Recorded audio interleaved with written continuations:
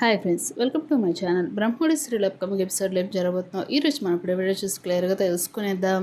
దానికంటే ముందు first time కనుక మా ఛానల్లో చూస్తున్నట్లయితే మా ఛానల్ని సబ్స్క్రైబ్ చేసుకోండి. అలానే పక్కన గంట సింబల్ కూడా క్లిక్ చేసేయండి. ఇక వీడియోలోకి వెళ్ళినట్లయితే ధాన్యలక్ష్మికి అడ్డంగా దొరికిపోయిన రుద్రాణి చెంప పగలగొట్టిన ధాన్యలక్ష్మి, షాక్లో దిగ్గురాల వారి కుటుంబం. ఇందుకు అసలు సీరియల్లో ఏం జరిగింది, అసలు ధాన్యలక్ష్మి రుద్రాణిని ఎందుకు కొట్టింది, అసలు రుద్రాణి గురించి ధాన్యలక్ష్మి ఏం తెలుసుకుంది, అసలు సీరియల్లో ఇదెలా జరుగుంటుంది అని చెప్పేసి కనుక మీరు తెలుసుకోవాలి అనుకుంటే ఈ వీడియోని ఎక్కడ స్కిప్ చేయకుండా ఎండింగ్ వరకు చూసేయండి.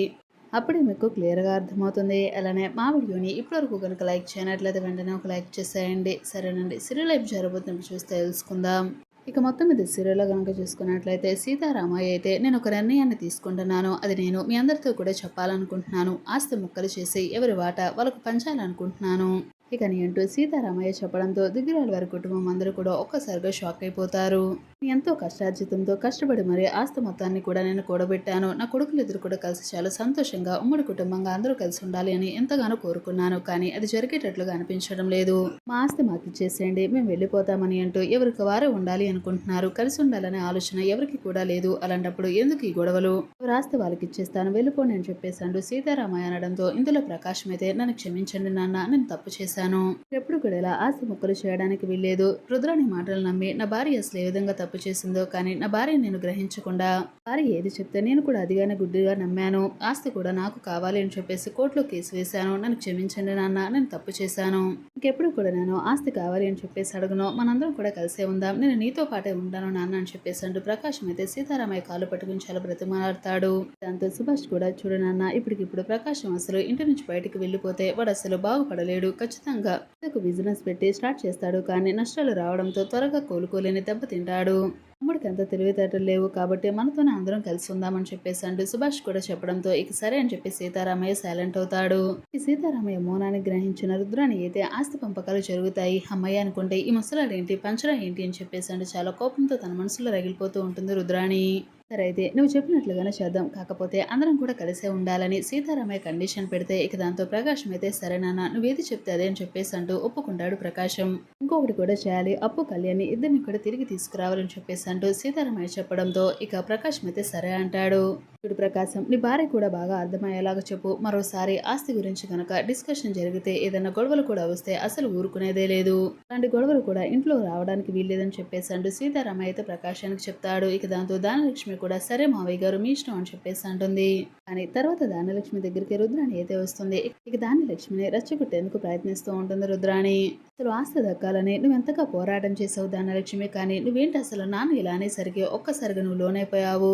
ఆస్తి మనిద్దరికి సొంతం కావాలని మనిద్దరం అసలు ఎంత కష్టపడ్డాం, అవన్నీ కూడా నువ్వు మర్చిపోయావా ఏంటి, నిజంగా నువ్వు మారిపోయావు అని చెప్పేసి అంటుంది రుద్రాణి అయితే ధాన్యలక్ష్మిని. ఇందులో రుద్రాణి మాటలకు ధాన్యలక్ష్మి అయితే కోపం అనిపిస్తుంది. నీకు ఆస్తి కావాలనుకుంటే నువ్వే వెళ్ళి అడగొచ్చు కదా, ఎందుకు బ్లేమ్ చేయాలని చూస్తున్నావు, ముందు నా కొడుకంటే నాకు ముఖ్యం, వాడి ఇంటికి వచ్చాక అప్పు నేను చేయాలో అది చూస్తానని చెప్పేసి అంటూ ధాన్యలక్ష్మి అయితే రుద్రానికి చెప్తుంది. సీతారామయ్య ప్రకాశానికి చెప్పినట్టుగానే అప్పుని కళ్యాణ్ని ఇంటికి తీసుకురావాలని చెప్పేసి అనడంతో ఇక ప్రకాశం ధాన్యలక్ష్మి ఇద్దరు కూడా అప్పు కళ్యాణ్ దగ్గరికి వెళ్తారు. ఈ లోపల అప్పు కళ్యాణ్ ఇద్దరు కూడా బట్టలు ఆరేస్తూ ఉంటారు. ప్రకాశం అలానే ధాన్యలక్ష్మి ఇద్దరు కూడా కళ్యాణ్ దగ్గరికి వచ్చి మీరిద్దరు కూడా ఇంటికి రావాలి అని చెప్పేసి నాన్నగారు కండిషన్ పెట్టారు, ఆ విధంగా కండిషన్ ఉంటేనే అందరం కలిసి ఉందామని చెప్పేసి అన్నారు. ఇంతలో ధాన్యలక్ష్మి అయితే కళ్యాణ్ దగ్గరికి వచ్చి నన్ను క్షమించరా అని చెప్పేసి అంటుంది. అయ్యో అమ్మ, నువ్వు అమ్మవి, నన్ను క్షమాపణ అడుగుతున్నావేంటి, అలా అడగకూడదు, అదే చెప్పారు కాబట్టి నేను ఖచ్చితంగా వస్తానని చెప్పేసి అంటాడు. అని ప్రకాశం మాత్రం పక్కన ఉన్న అప్పును చూసి కోడలికి చాలా పొగుడుతూ ఉంటాడు. ఇక దాంతో కోడలిని పొగిడేసరికి ధాన్యలక్ష్మికి చాలా కోపం అనిపిస్తుంది.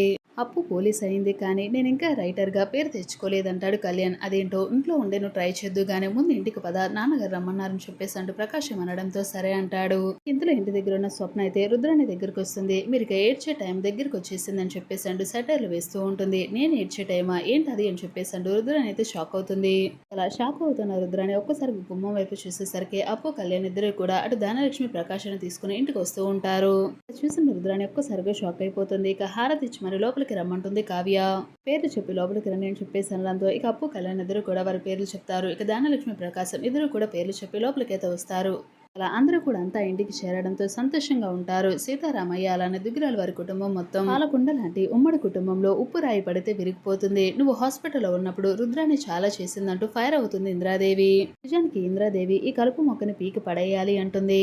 రుద్రాన్ని ఇంట్లో ఉన్నంత కాలం అందరికీ కూడా గొడవలు సృష్టించాలని, అలానే అత్త కోడలను తల్లి కొడుకులను అందరికీ కూడా మధ్య గొడవలు సృష్టించి ఎవరి కారుకి వేరు చేయాలి అని చెప్పేసి ఎన్నో కుట్రలు చేసింది బావా.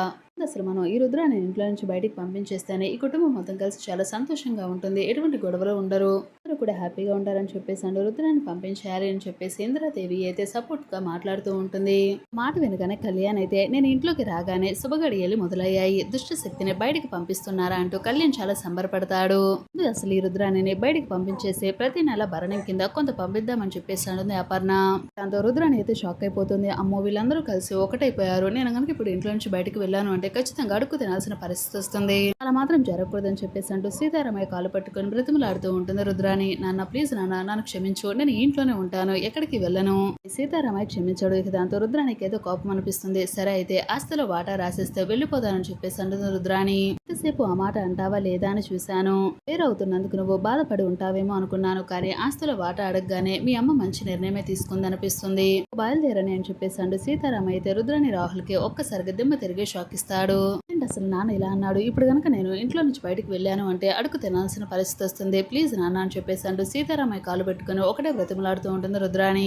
రుద్రాణి బ్రతిమలాటం చూసిన సీతారామయ్య అయితే సరే అయితే ఇదే నేను నీకు లాస్ట్ అండ్ ఫైనల్ వార్నింగ్ ఇస్తున్నాను, నేను ఇచ్చే నీకు లాస్ట్ ఛాన్స్, ఇంకోసారి కనుక నువ్వు ఇంట్లో గొడవలు పెట్టాలి అనుకుంటే, నీ కారణంగా ఏదైనా గొడవ జరిగింది అంటే నిన్ను అసలు అర్థాంతరంగా ఇంట్లో నుంచి బయటికి పంపించేస్తానని చెప్పేసి సీతారామయ్య ఒక్కసారిగా రుద్రానికి షాక్ ఇస్తాడు. తనకు ఓ సినిమాలో అన్ని పాటలు కూడా రాసే అవకాశం కళ్యాణ్కి వచ్చినందుకు ఆ గుడ్ న్యూస్ ఇంట్లో వాళ్ళందరికీ చెప్పడంతో అందరూ కూడా కలిసి చాలా సంతోషిస్తారు. కళ్యాణ్కి అయితే కంగ్రాచులేషన్స్ చెప్తారు. ఈ విషయం విన్న రుద్రాని అయితే ఒక్కసారిగా షాక్ అయిపోతుంది. ఇక వెంటనే అక్కడి నుంచి పక్కకు వచ్చేసి అనామిక కాల్ చేసి మాట్లాడుతూ ఉంటుంది. ఇప్పుడు అనామిక, నీకు ఒకటి తెలుసా, కళ్యాణ్కి అన్ని సినిమాలో కూడా పాటలు రాసే అవకాశం వచ్చిందంట, నువ్వు ఎలాగైనా సరే అవకాశాన్ని పోగొట్టాలి, కుటుంబం మొత్తం కూడా కలిసి సంతోషంగా ఉండటం నాకు అసలు ఏమాత్రం ఇష్టం లేదు, నన్నే ఇంట్లో నుంచి బయటకు పంపించేయాలని చెప్పేసి అందరూ కూడా కట్టగొట్టుకుని బాగానే ప్లాన్ చేశారు, ఏదో ఒకటి చేసి ఈ కుటుంబంలో ఉన్న సంతోషం మొత్తాన్ని పోగొట్టాలని చెప్పేసి అంటే రుద్రాణి అనడంతో ఇందులో అనామిక అయితే చూడండి రుద్రాణి ఆంటీ, నేను వేసే ప్రతి ప్లాన్ ఇప్పటి వరకు ఫెయిల్ అవుతూ వచ్చింది, కానీ ఇప్పుడు కొట్టే దెబ్బతో ఒక్కసారిగా దుగ్గరాల వారి కుటుంబమే షాక్ అవుతుంది, ఏం చేస్తావో తెలీదు, ముందు ఆ పనిలో ఉండు. అసలు ఆ దానలక్ష్మిని అడ్డు పెట్టుకుని ఎలాగైనా సరే ఆస్తి ముక్కలు కావాలి అనుకున్నాను, కానీ చివరి ఆఖరిలో అసలు దానలక్ష్మిలా మారిపోతుందని కొడుకు మీద ప్రేమ చూపించి తిరిగి మళ్ళీ కొడుకు కోడల్ని ఇంటికి తీసుకొచ్చేసింది, ఎలాగైనా సరే కళ్యాణ్కి వచ్చిన మంచి అవకాశాన్ని మనమే పోగొట్టాలని చెప్పేసి అంటూ రుద్రాణి అయితే అనామికతో మాట్లాడుతూ ఉంటుంది. ఇంతలో దానలక్ష్మి అయితే అటుగా వెళ్తూ ఉంటుంది. ఇంతలో రుద్రాణి అయితే అనామికతో మాట్లాడుతున్న ఆ మాటలను విన్న దానలక్ష్మి ఒక్కసారిగా షాక్ అయిపోతుంది. వెంటనే దానలక్ష్మి రుద్రాణి దగ్గరకు వచ్చి రుద్రాణి చెంప పగల కొడుతుంది. నేను నిన్ను నీ మాటలు నమ్మి నేను అసలు ఎంత మోసపోయాను, నా కొడుకు అసలు అంచెలంచెలుగా ఎదుగుతూ ఉంటే వాడిని తొక్కేయాలి అని చూస్తున్నది నువ్వేనా, ఆమెకితో చేతులు కలిపి మా కుటుంబాన్ని మొత్తం నాశనం చేయడానికి కారణం నువ్వయ్యావు, ఇంట్లో వాళ్ళందరూ కూడా నేను బయటకు పొమ్మని చీకొట్టినా సరే నీకు ఇంకా బుద్ధి రాలేదా, అందరూ కలిసి సంతోషంగా ఉంటే నా కొడుకు అసలు గొప్ప ప్రయోజకుడు అవుతుంటే ఎలాగైనా సరే వచ్చిన అవకాశాన్ని పోగొట్టాలి అని చెప్పేసి ఎనమికతో మాట్లాడి చేతులు కలుపుతున్నావా, అసలు మావయ్య గారు ఇంట్లో ఉండనివ్వడమే ఎక్కువ అని చెప్పేసి అంటూ దానలక్ష్మి అయితే రుద్రాన్ని తీసుకుని వచ్చి సీతారామయ్య ముందు నిలబెడుతుంది. అసలు రుద్రాన్ని ఏం చేసిందో తెలుసా మావయ్య గారు, అసలు మంచి అవకాశం వచ్చింది, పాటలు రాసే అవకాశం రావడంతో ఎలాగైనా సరే దాన్ని పోగొట్టాలి, ఈ కుటుంబంలో సంతోషం ఉండకూడదని చెప్పేసాడు. అనామికతో చేతులు కలిపింది రుద్రాణి. ఏం చేయమంటారు మీరు చెప్పండి అని చెప్పేసాడు. దానలక్ష్మి అయితే రుద్రానికి ఒక్కసారిగా షాక్ ఇస్తుంది. చూసారు ఫ్రెండ్స్, రాబోయే మన బ్రహ్మడి సీరియల్ అప్కమింగ్ ఎపిసోడ్ అయితే ఖచ్చితంగా ఇలా అయితే జరగబోతుంది. ఇలానే జరగని చెప్పి స్మృతి కోరుకుంటే నేను తప్పకుండా ఒక లైక్ చేయండి. అంతేకాకుండా మా ఛానల్ బ్రహ్మడి సీరియల్ అప్కమింగ్ ఎపిసోడ్ ఏం జరుగుతుందో డైరెక్ట్ తెలుసుకోవాలనుకున్న ఛానల్ సబ్స్క్రైబ్ చేసుకోండి, అలానే పక్కన గణిత సొమ్ములు కూడా క్లిక్ చేసేయండి.